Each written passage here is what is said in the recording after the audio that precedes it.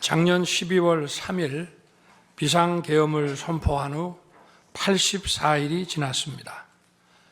제 삶에서 가장 힘든 날들이었지만 감사와 성찰의 시간이기도 했습니다. 저 자신을 돌아보면서 그동안 국민들께 과분한 사랑을 받아왔다는 생각이 들었습니다. 감사한 마음이 들면서도 국민께서 일하라고 맡겨주신 시간에 제 일을 하지 못하고 있는 현실이 송구스럽고 가슴 아팠습니다. 한편으로 많은 국민들께서 여전히 믿어주고 계신 모습에 무거운 책임감도 느꼈습니다. 국민 여러분께 죄송하고 감사하다는 말씀 먼저 드리고 싶습니다.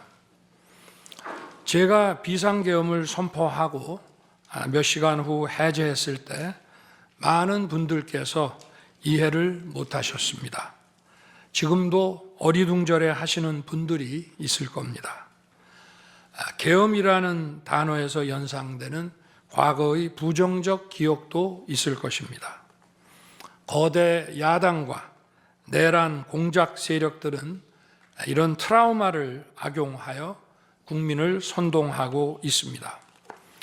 그러나 12.3 비상계엄은 과거의 계엄과는 완전히 다른 것입니다. 무력으로 국민을 억압하는 계엄이 아니라 계엄의 형식을 빌린 대국민 호소입니다. 12.3 비상계엄 선포는 이 나라가 지금 망국적 위기 상황에 처해 있음을 선언하는 것이고, 주권자인 국민들께서 상황을 직시하고 이를 극복하는 데 함께 나서달라는 절박한 호소입니다.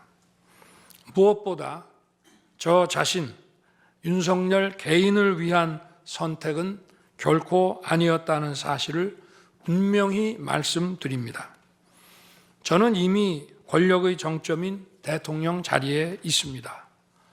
대통령에게 가장 편하고 쉬운 길은 힘든 일을 굳이 벌이지 않고 사회 여러 세력과 잘 타협하고 모든 사람들에게 듣기 좋은 말을 하면서 임기 5년을 안온하게 보내는 것입니다.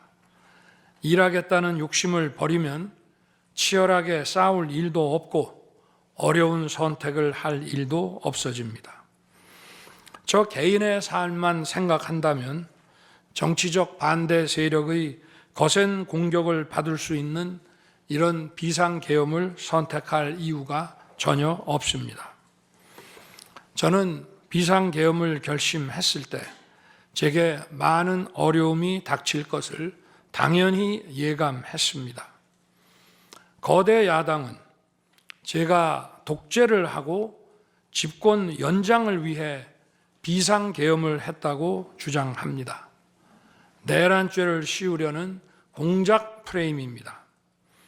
정말 그런 생각이었다면 고작 280명의 실무장도 하지 않은 병력만 투입하도록 했겠습니까?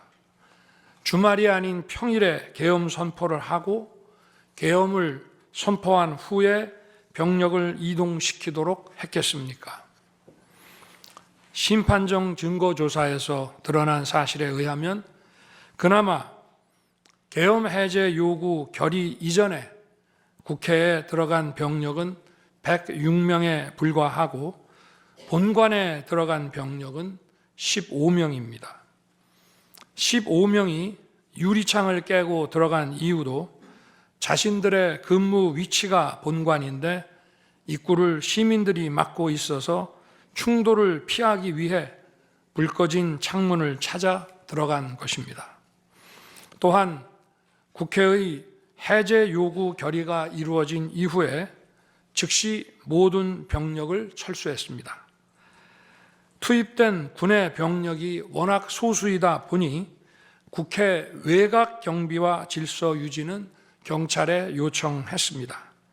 경찰은 인근 전장년 집회 대응 경력 300명을 국회 외곽에 보냈습니다. 부상당한 군인들은 있었지만 일반 시민들은 단 한 명의 피해도 없었습니다. 처음부터 저는 국방장관에게 이번 비상계엄의 목적이 대국민 호소용임을 분명히 밝혔습니다. 또한 국회의 계엄 해제 요구가 신속히 뒤따를 것이므로 계엄 상태가 오래가지 않을 것이라고 했습니다. 하지만 그런 내용을 사전에 군 지휘관들에게 그대로 알릴 수는 없었습니다. 그래서 최소한의 병력을 실무장하지 않은 상태로 투입함으로써 군의 임무를 경비와 질서 유지로 확실하게 제한한 것입니다.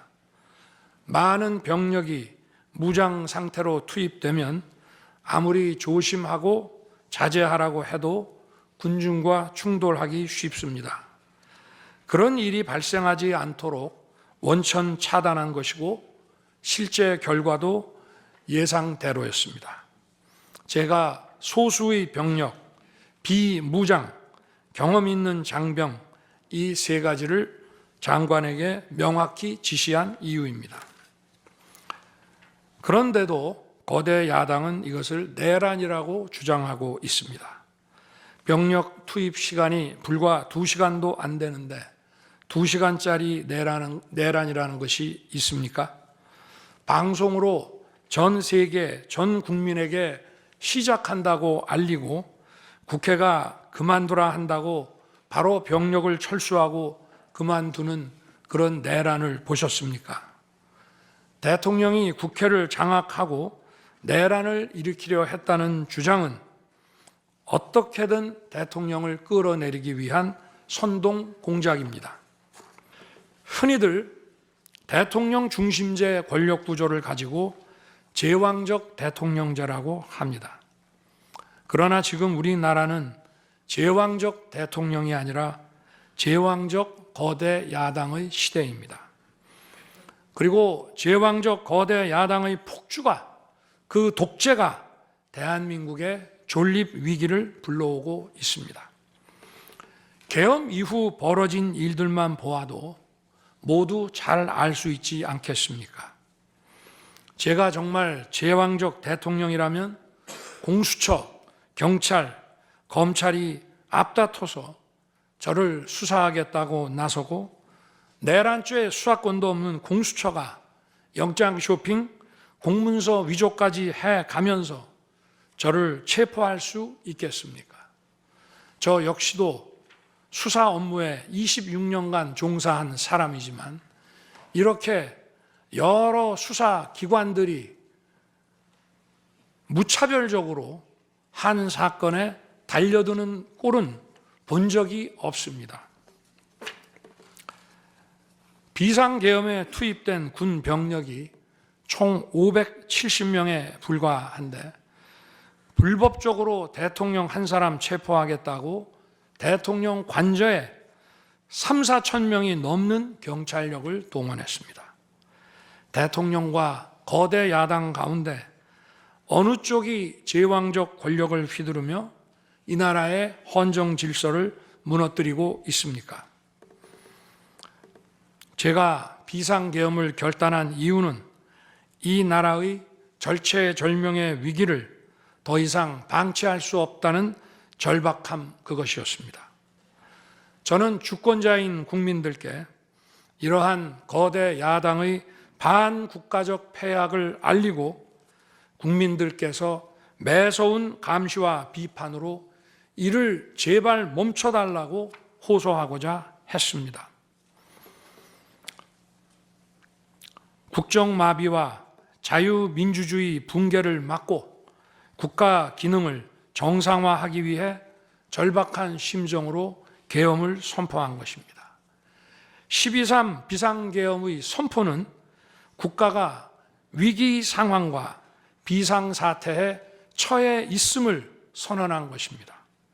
국민을 억압하고 기본권을 제한하려는 것이 아니라 주권자인 국민께서 비상사태 극복에 직접 나주십사 하는 간절한 호소입니다.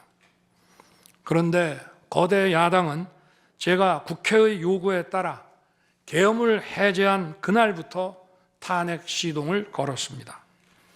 하지만 비상계엄은 범죄가 아니고 국가 위기를 극복하기 위한 대통령의 합법적 권한 행사입니다.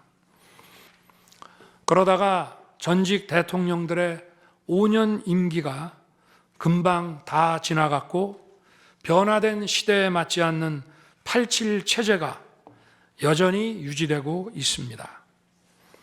정치가 국민을 불편하게 만들고 나라의 발전을 가로막고 있습니다.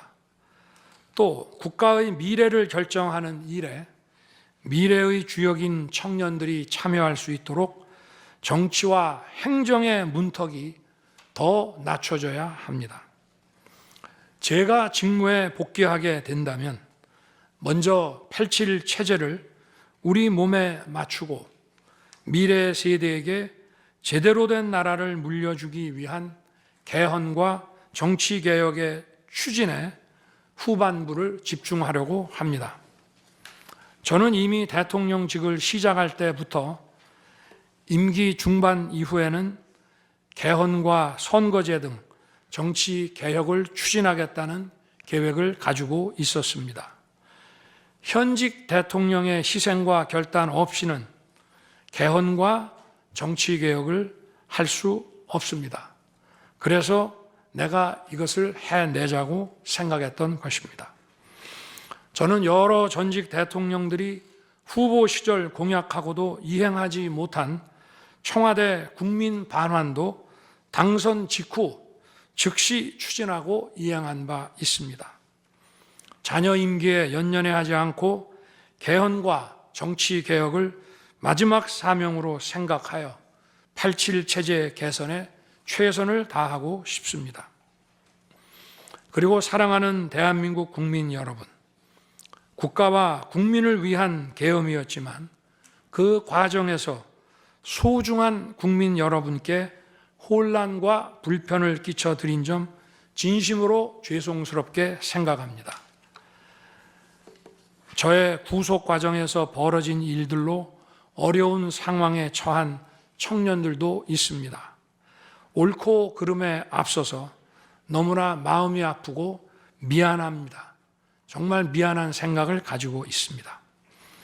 저는 대통령에 출마할 때 나라를 위해 목숨을 바치겠다고 결심했습니다.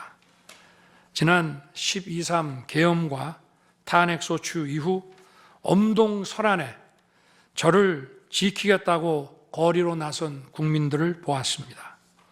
저를 비판하고 질책하는 국민들의 목소리도 들었습니다. 서로 다른 주장을 하고 있지만 모두 대한민국을 사랑하는 마음이라고 생각합니다. 부족한 저를 지금까지 믿어주시고 응원을 보내주고 계신 국민 여러분께 진심으로 감사드립니다. 저의 잘못을 꾸짖는 국민의 질책도 가슴에 깊이 새기겠습니다. 그리고 이 모든 과정이 새로운 대한민국으로 도약하는 디딤돌이 될 수 있도록 최선을 다하겠습니다. 감사합니다.